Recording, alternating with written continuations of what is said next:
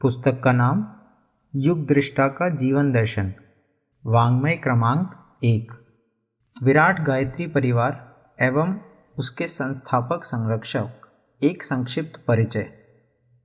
इतिहास में कभी कभी ऐसा होता है कि अवतारी सत्ता एक साथ बहुआयामी रूपों में प्रकट होती है एवं करोड़ों ही नहीं, पूरी वसुधा के उद्धार चेतनात्मक धरातल पर सबके मनों का नए सिरे से निर्माण करने आती है। परम पूज्य गुरुदेव पंडित श्रीराम शर्मा आचार्य को एक ऐसी ही सत्ता के रूप में देखा जा सकता है जो युगों युगों में गुरु एवं अवतारी सत्ता दोनों ही रूपों में हम सबके बीच प्रकट हुई। 80 वर्ष का जीवन जीकर एक विराट ज्योति प्रज्वलित कर उस सूक्ष्म ऋषि चेतना के साथ एकाकार हो गई जो आज युग परिवर्तन को सन्निकट लाने को प्रतिबद्ध है। परम वंदनीय माता जी शक्ति का रूप थी जो कभी महाकाली, कभी माँ जानकी, कभी माँ शारदा एवं कभी माँ भगवती के रूप में शिव की कल्याणकारी सत्ता का साथ देने आती रही हैं। उन्होंने भी सूक्ष्म में विलीन हो स्वयं को अपने आराध्य के साथ एकाकार कर ज्योति पुरुष का एक अंग स्वयं को बना लिया। आज दोनों सशरीर हमारे बीच नहीं हैं, किंतु नूतन सृष्टि कैसे ढाली गई, कैसे मानव गढ़ने का साँचा बनाया गया, इसे शांति कुंज, ब्रह्मवर्चस, गायत्री तपोभूमि, अखंड ज्योति संस्थान एवं युगतीर्थ आवलखेड़ा जैसी संस्थापनाओं तथा संकल्पित सृजन सेनानी गणों के वीरभद्रों की करोड़ों से अधिक की संख्या के रूप में देखा जा सकता है। परम पूज्य गुरुदेव का वास्तविक मूल्यांकन तो कुछ वर्षों के बाद इतिहासविद मिथक लिखने वाले करेंगे, किंतु यदि उनको आज भी साक्षात कोई देखना या उनसे साक्षात्कार करना चाहता हो तो उनके द्वारा अपने हाथ से लिखे गए उस विराट परिमाण में साहित्य के रूप में युग संजीवनी के रूप में देखा जा सकता है जो वे अपने वजन से अधिक भार के बराबर लिख गए। इस साहित्य में संवेदना का स्पर्श इस बारीकी से हुआ है कि लगता है लेखनी को उसी की स्याही में डुबोकर लिखा गया हो। हर शब्द ऐसा जो हृदय को छूता, मन को व विचारों को बदलता चला जाता है। लाखों करोड़ों के मनों में अंतःस्थल को छूकर उसने उनका कायाकल्प कर दिया। रूसो के प्रजातंत्र की, कार्ल मार्क्स के साम्यवाद की क्रांति भी इसके समक्ष बौनी पड़ जाती है। उनके मात्र इस युग वाले स्वरूप को लिखने तक में लगता है कि एक विश्वकोश तैयार हो सकता है। फिर उस बहुआयामी रूप को जिसमें वे संगठनकर्ता, साधक, करोड़ों के अभिभावक, गायत्री महाविद्या के उद्धारक, संस्कार परंपरा के पुनरुज्जीवन करने वाले, ममत्व लुटाने वाले एक पिता, नारी जाति के प्रति अनन्य करुणा बिखेर कर उनके ही उद्धार के लिए धरातल पर चलने वाली नारी जागरण अभियान चलाते देखे जाते हैं। अपनी वाणी के उद्बोधन से एक विराट गायत्री परिवार एकाकी अपने बलबूते खड़े करते दिखाई देते हैं तो समझ में नहीं आता क्या क्या लिखा जाए, कैसे छंदबद्ध किया जाए उस महापुरुष के जीवन चरित्र को। अश्विन कृष्ण त्रयोदशी विक्रमी संवत 1967 20 सितंबर 1911 को स्थूल शरीर से अवलखेड़ा ग्राम जनपद आगरा, जो जलेसर मार्ग पर आगरा से 15 मील की दूरी पर स्थित है, में जन्मे श्रीराम शर्मा जी का बाल्यकाल कैशोर्य काल ग्रामीण परिसर में ही बीता। वे जन्मे तो थे एक जमींदार घराने में, जहां उनके पिताश्री पंडित रूपकिशोर जी शर्मा आसपास के दूर दराज के राजघरानों के राजपुरोहित, उद्भट विद्वान, भागवत कथाकार थे, किंतु उनका अंतःकरण मानव मात्र की पीड़ा से सतत विचलित रहता था। साधना के प्रति उनका झुकाव बचपन में ही दिखाई देने लगा। जब वे अपने सहपाठियों को, छोटे बच्चों को अमराइयों में बिठाकर स्कूली शिक्षा के साथ साथ सुसंस्कारिता अपनाने वाली आत्मविद्या का शिक्षण दिया करते थे, छटपटाहट के कारण हिमालय की ओर भाग निकलने व पकड़े जाने पर उन्होंने संबंधियों को बताया कि हिमालय ही उनका घर है एवं वे वहीं जा रहे थे। किसे मालूम था कि हिमालय की ऋषि चेतनाओं का समुच्चय बनकर आई यह सत्ता वस्तुतः अगले दिनों अपना घर वहीं बनाएगी। जाति पाति का कोई भेद नहीं। जातिगत मूर्ता भरी मान्यता से ग्रसित तत्कालिक भारत को ग्रामीण परिसर में एक अछूत वृद्ध महिला की जिसे कुष्ठ रोग हो गया था, उसी के टोले में जाकर सेवा कर उन्होंने घर वालों का विरोध तो मोल ले लिया पर अपना व्रत नहीं छोड़ा। उस महिला ने स्वस्थ होने पर उन्हें ढेरों आशीर्वाद दिए। एक अछूत कहलाने वाली जाति का व्यक्ति जो उनके आलीशान घर में घोड़ों की मालिश करने आता था, एक बार कह उठा कि मेरे घर कथा कौन कराने आएगा, मेरा ऐसा सौभाग्य कहाँ। नवनीत जैसे हृदय वाले पूज्यवर उसके घर जा पहुँचे एवं कथा पूरे विधान से पूजा की, उसको स्वच्छता का पाठ सिखाया, जबकि सारा गांव उनके विरोध में बोल रहा था। किशोरावस्था में ही समाज सुधार की रचनात्मक प्रवृत्तियां उन्होंने चलाना प्रारंभ कर दी थीं। औपचारिक शिक्षा स्वल्प ही हो पाई थी, किंतु उन्हें इसके बाद आवश्यकता भी नहीं थी, क्योंकि जो जन्मजात प्रतिभा संपन्न हो वह औपचारिक पाठ्यक्रम तक सीमित कैसे रह सकता है। हाट बाजारों में जाकर स्वास्थ्य शिक्षा प्रधान परिपत्र बांटना, पशुधन को कैसे सुरक्षित रखें तथा स्वावलंबी कैसे बने, इसके छोटे छोटे पैम्फलेट्स लिखना, हाथ की प्रेस से छपवाने के लिए उन्हें किसी शिक्षा की आवश्यकता नहीं थी। वे चाहते थे जनमानस आत्म अवलंबी बने, राष्ट्र के प्रति स्वाभिमान उसका जागे। इसलिए गांव में जन्मे इस लाल ने नारी शक्ति व बेरोजगार युवाओं के लिए गांव में ही एक बुनता घर स्थापित किया। वह उसके द्वारा हाथ से कैसे कपड़ा बुना जाए, अपने पैरों पर कैसे खड़ा हुआ जाए, यह सिखाया। 15 वर्ष की आयु में वसंत पंचमी की वेला में सन 1926 में उनके घर की पूजा स्थली में, जो उनकी नियमित उपासना का तब से आगार थी जब से महामना पंडित मदन मोहन मालवीय जी ने उन्हें काशी में गायत्री मंत्र की दीक्षा दी थी, उनकी गुरु सत्ता का आगमन हुआ, अदृश्य छायाधारी सूक्ष्म रूप में। उन्होंने प्रज्वलित दीपक की लौ में से स्वयं को प्रकट कर उन्हें उनके द्वारा विगत कई जन्मों में संपन्न क्रियाकलापों का दिग्दर्शन कराया तथा उन्हें बताया कि वे दुर्गम हिमालय से आए हैं एवं उनसे अनेकानेक ऐसे क्रियाकलाप कराना चाहते हैं जो अवतारी स्तर की ऋषि सत्ताएं उनसे अपेक्षा रखती हैं। 4 बार कुछ दिन से लेकर 1 साल तक की अवधि तक हिमालय आकर रहने, कठोर तप करने से का भी उन्होंने संदेश दिया एवं उन्होंने 3 संदेश सुनाए। 1. गायत्री महाशक्ति के 24-24 लक्ष्य के 24 महापुरुष चरण, जिन्हें आहार के कठोर तप के साथ पूरा करना था। 2. अखंड घृतदीप की स्थापना एवं जन जन तक इसके प्रकाश को फैलाने के लिए समय आने पर ज्ञान यज्ञ अभियान चलाना, जो बाद में अखंड ज्योति पत्रिका 1938 में प्रथम प्रकाशन से लेकर विचार क्रांति अभियान के विश्वव्यापी होने के रूप में प्रकटा। तथा 3. 24 महापुरुष चरणों के दौरान युग धर्म का निबाह करते हुए राष्ट्र के निमित्त भी स्वयं को खपाना, हिमालय यात्रा भी करना तथा उनके संपर्क से आगे का मार्गदर्शन लेना। यह कहा जा सकता है कि युग निर्माण मिशन, गायत्री परिवार, प्रज्ञा अभियान, पूज्य गुरुदेव जो सभी एक दूसरे के पर्याय हैं कि जीवन यात्रा का यह एक महत्वपूर्ण मोड़ था जिसमें भावी रीति नीति का निर्धारण कर दिया। पूज्य गुरुदेव अपनी पुस्तक हमारी वसीयत और विरासत में लिखते हैं कि प्रथम मिलन के दिन समर्पण संपन्न हुआ। 2 बातें गुरु सत्ता द्वारा विशेष रूप से कही गई। संसारी लोग क्या करते हैं और क्या कहते हैं उसकी ओर से मुंह मोड़कर निर्धारित लक्ष्य की ओर एकाकी साहस के बलबूते चलते रहना, एवं दूसरा यह कि अपने को अधिक पवित्र और प्रखर बनाने की तपश्चर्या में जुट जाना, जौ की रोटी व छाछ पर निर्वाह कर आत्म अनुशासन सीखना। इसी से वह सामर्थ्य विकसित होगा जो विशुद्धतः परमार्थ प्रयोजनों में नियोजित होगी। वसंत पर्व का यह दिन गुरु अनुशासन का अवधारण ही हमारे लिए नया जन्म बन गया। सद्गुरु की प्राप्ति हमारे जीवन का अनन्य एवं परम सौभाग्य रहा। राष्ट्र के परावलंबी होने की पीड़ा भी उन्हें उतनी ही सताती थी जितनी कि गुरुसत्ता के आदेश अनुसार तप कर सिद्धियों के उपार्जन की ललक उनके मन में थी।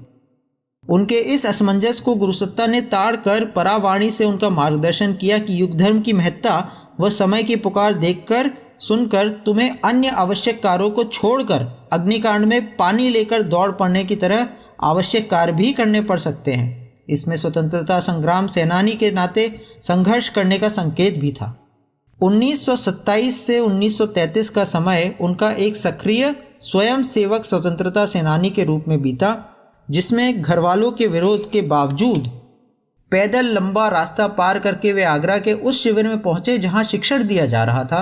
अनेकानेक मित्रों, सखाओं, मार्गदर्शकों के साथ भूमिगत हो कार्य करते रहे तथा समय आने पर जेल भी गए। 6 माह की उन्हें कई बार जेल हुई। जेल में भी वे जेल के निरक्षर साथियों को शिक्षण देकर वह स्वयं अंग्रेजी सीख कर लौटे। आसनसोल जेल में वह श्री जवाहरलाल नेहरू की माता श्रीमती स्वरूप रानी नेहरू, श्री रफ़ी अहमद किदवई, महामना मदन मोहन मालवीय जी, देवदास गांधी जैसी हस्तियों के साथ रहे। वह वहाँ एक मूल मंत्र सीखा जो मालवीय जी ने दिया था कि जन जन की साझेदारी बढ़ाने के लिए हर व्यक्ति के अंशदान से, मुट्ठी फंड से रचनात्मक प्रवृत्तियाँ चलाना। यही मंत्र आगे चलकर 1 घंटा समयदान, 20 पैसा नित्य या 1 दिन की आय 1 माह में तथा 1 मुट्ठी अन्न रोज डालने के माध्यम से धर्मघट की स्थापना का स्वरूप लेकर लाखों करोड़ों की भागीदारी वाला गायत्री परिवार बनता चला गया, जिसका आधार था प्रत्येक व्यक्ति की यज्ञीय भावना का उसमें समावेश। स्वतंत्रता की लड़ाई के दौरान कुछ उग्र दौर भी आए, जिनमें शहीद भगत सिंह को फांसी दिए जाने पर फैले जन आक्रोश के समय श्री अरविंद के किशोर काल की क्रांतिकारी स्थिति की तरह उन्होंने भी वे कार्य किए जिनसे आक्रांता शासकों के प्रति असहयोग जाहिर होता था। नमक आंदोलन के दौरान वे आतिथ्य शासकों के समक्ष झुके नहीं। वे मारते रहे, परंतु समाधि स्थिति को प्राप्त राष्ट्र देवता के पुजारी को बेहोश होना स्वीकृत था, पर आंदोलन से पीठ दिखाकर भागना नहीं। बाद में फिरंगी सिपाहियों के जाने पर लोग उठाकर घर ले आए। जरारा आंदोलन के दौरान उन्होंने झंडा छोड़ा नहीं, जबकि फिरंगी उन्हें पीटते रहे, झंडा छीनने का प्रयास करते रहे। उन्होंने मुंह में झंडा पकड़ लिया, गिर पड़े, बेहोश हो गए, पर झंडे का टुकड़ा चिकित्सकों द्वारा दांत में भींचे गए हुए टुकड़े के रूप में जब निकाला गया, तब उनकी सहन शक्ति देखकर आश्चर्यचकित रह गए। उन्हें तब से ही आज़ादी के मतवाले उन्मत्त श्रीराम मत नाम मिला। अभी भी आगरा में उनके साथ रहे या उनसे कुछ सीख लिए अगर एक व्यक्ति उन्हें मत्त जी के नाम से ही जानते हैं। लगानबंदी के आंकड़े एकत्र करने के लिए उन्होंने पूरे आगरा जिले का दौरा किया। वह उनके द्वारा प्रस्तुत वे आंकड़े तत्कालिक संयुक्त प्रांत के मुख्यमंत्री श्री गोविंद वल्लभ पंत द्वारा गांधी जी के समक्ष पेश किए गए। बापू ने अपनी प्रशस्ति के साथ वे प्रामाणिक आंकड़े ब्रिटिश पार्लियामेंट भेजे। इसी आधार पर पूरे संयुक्त प्रांत के लगान माफी के आदेश प्रसारित हुए। कभी जिन्होंने अपनी इस लड़ाई के बदले कुछ ना चाहा, उन्हें सरकार ने अपना प्रतिनिधि भेजकर 50 वर्ष बाद ताम्रपत्र देकर शांति कुंज में सम्मानित किया। उसी सम्मान व स्वाभिमान के साथ सारी सुविधाएं व पेंशन उन्होंने प्रधानमंत्री राहत फंड के नाम समर्पित कर दी। वैरागी जीवन का सच्चे राष्ट्र संत होने का इससे बड़ा प्रमाण क्या हो सकता है। 1935 के बाद उनके जीवन का नया दौर शुरू हुआ, जब गुरु सत्ता की प्रेरणा से वे श्री अरविंद से मिलने पौंडीचेरी, गुरुदेव श्रीवर रविंद्रनाथ टैगोर से मिलने शांति निकेतन तथा बापू से मिलने साबरमती आश्रम अहमदाबाद गए। सांस्कृतिक आध्यात्मिक मोर्चे पर राष्ट्र को कैसे परतंत्रता की बेड़ी से मुक्त किया जाए, यह निर्देश लेकर अपना अनुष्ठान यथावत चलाते हुए उन्होंने पत्रकारिता के क्षेत्र में प्रवेश किया। जब आगरा में सैनिक समाचार पत्र के कार्यवाहक संपादक के रूप में श्री कृष्णदत्त पालीवाल जी ने उन्हें अपना सहायक बनाया। बाबू गुलाब राय व पालीवाल जी से सीख लेते हुए सतत स्वाध्यायरत रहकर उन्होंने अखंड ज्योति नामक पत्रिका का पहला अंक 1938 की वसंत पंचमी पर प्रकाशित किया।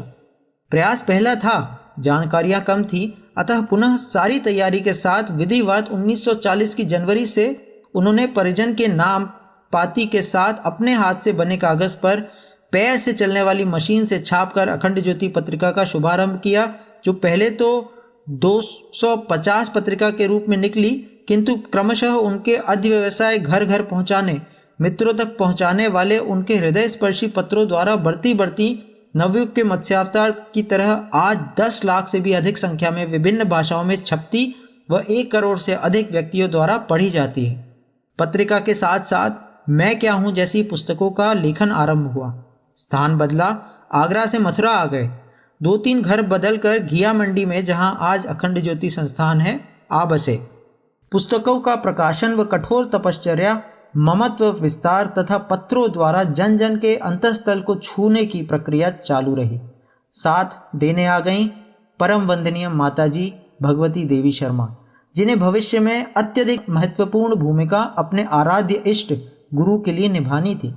उनके मर्मस्पर्शी पत्रों ने, भाव भरे आतिथ्य ने हर किसी को जो दुखी था, पीड़ित था, दिए गए ममत्व भरे परामर्श ने गायत्री परिवार का आधार खड़ा किया। इसमें कोई संदेह नहीं। यदि विचार क्रांति में साहित्य ने मनोभूमि बनाई तो भावनात्मक क्रांति में ऋषि युगल के असीम स्नेह ने, ब्राह्मणत्व भरे जीवन ने शेष बची भूमिका निभाई। अखंड ज्योति पत्रिका लोगों के मनों को प्रभावित करती रही। इसमें प्रकाशित गायत्री चर्चा स्तंभ से लोगों को गायत्री व यज्ञमय जीवन जीने का संदेश मिलता रहा। साथ ही 1 आना से लेकर 6 आना सीरीज की अनेक लोकोपयोगी पुस्तकें छपती चली गई।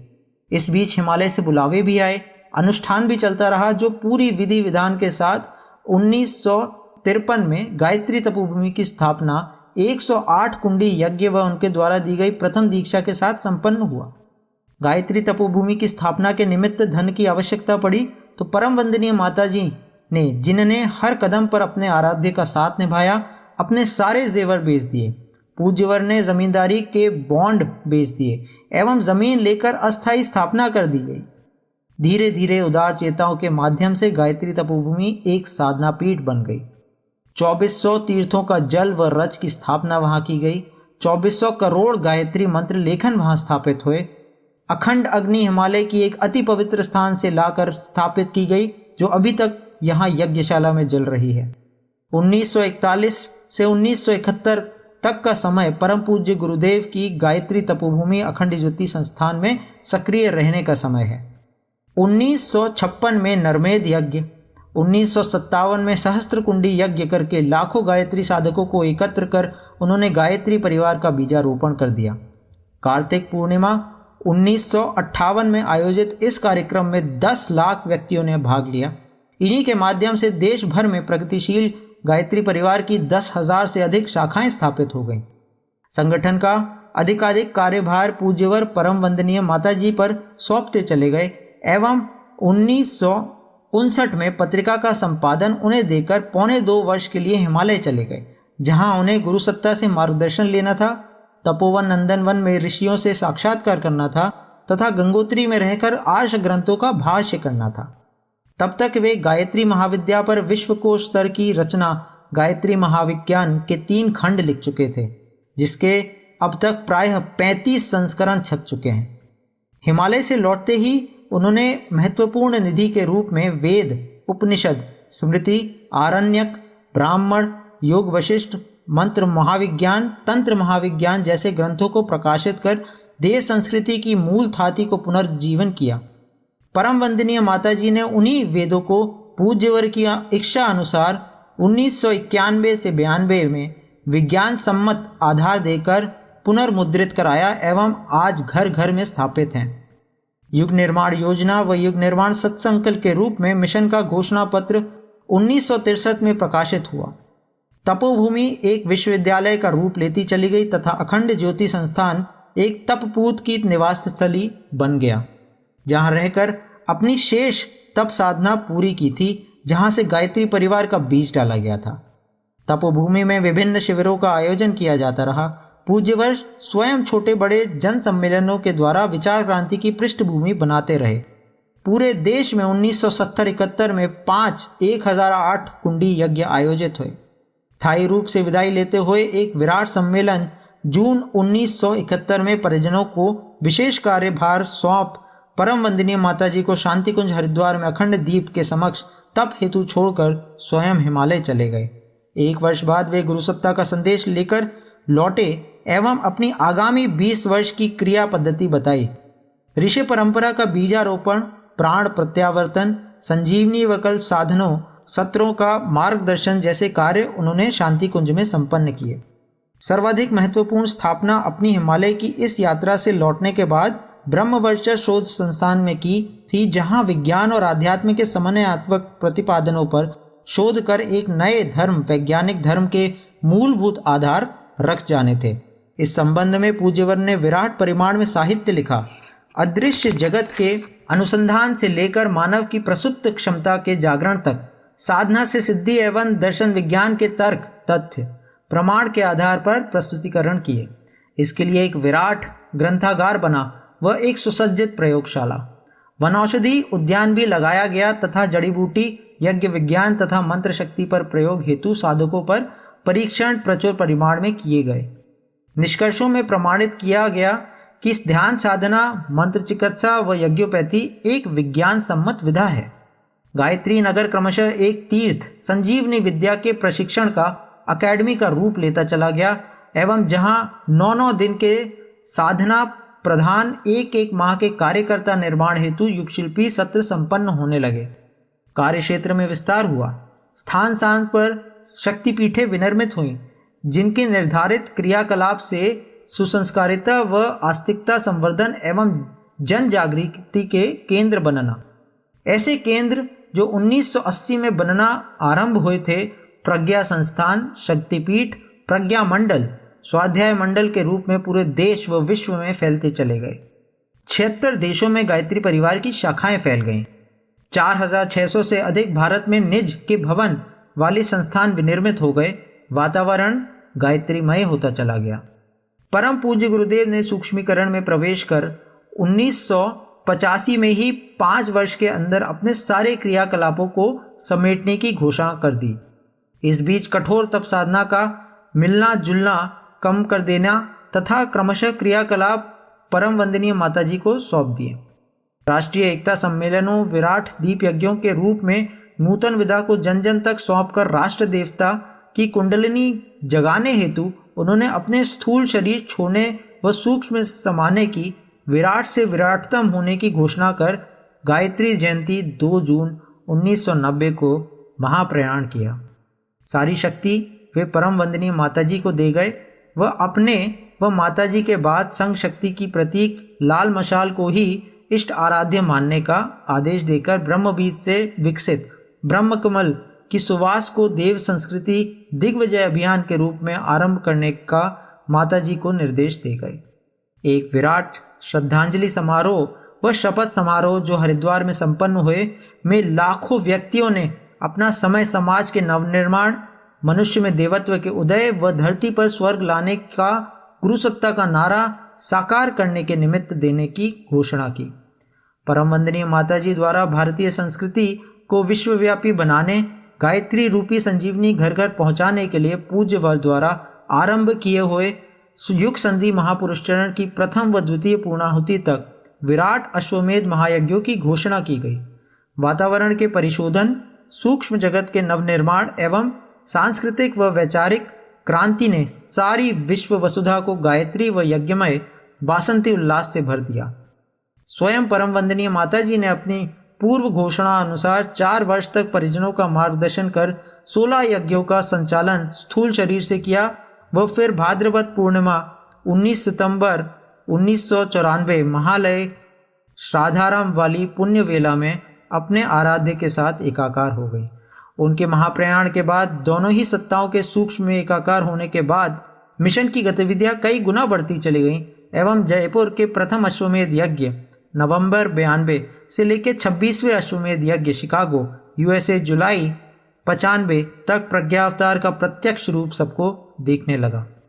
गुरुसत्ता के आदेश अनुसार सत्युग के आगमन तक 108 महायज्ञ देव संस्कृति को विश्वव्यापी बनाने के हेतु संपन्न होने हैं।